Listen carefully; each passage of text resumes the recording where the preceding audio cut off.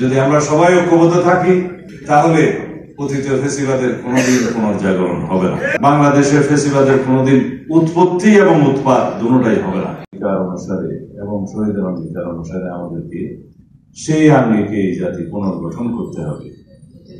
এখানে আপনারা প্রশ্ন তুলতে পারেন, জাতি কি আমরা নেই? জাতি আমরা অবশ্যই আছি, কিন্তু জাতি যায় সংস্কারের মধ্য দিয়ে, নতুন চাহিদার মধ্য দিয়ে, নতুন প্রত্যাশার মধ্য দিয়ে।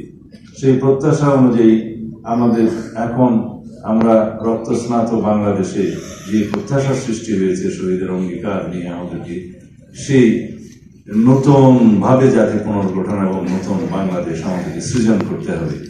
যেই বাংলাদেশে আমাদের প্রধানতম উদ্দেশ্য হবে সাম্য, মানবিক মর্যাদা, সামাজিক সুবিচার, ন্যায় বিচার প্রতিষ্ঠা করা।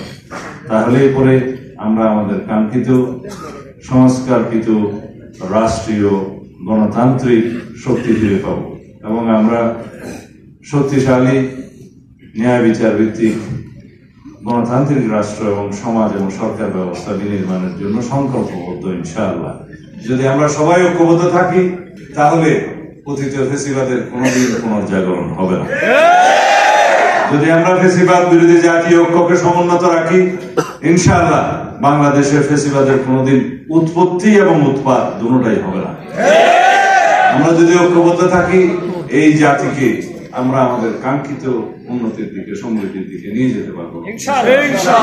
সেই জাতি হবে ধর্মীয় মূল্যভিত্তির উপরে দাঁড়িয়ে, সত্যভিত্তির উপরে দাঁড়িয়ে, সামাজিক মূল্যবোধের উপরে দাঁড়িয়ে এবং গণতান্ত্রিক সংস্কৃতির উপর দাঁড়িয়ে একটি শক্তিশালী রাষ্ট্র।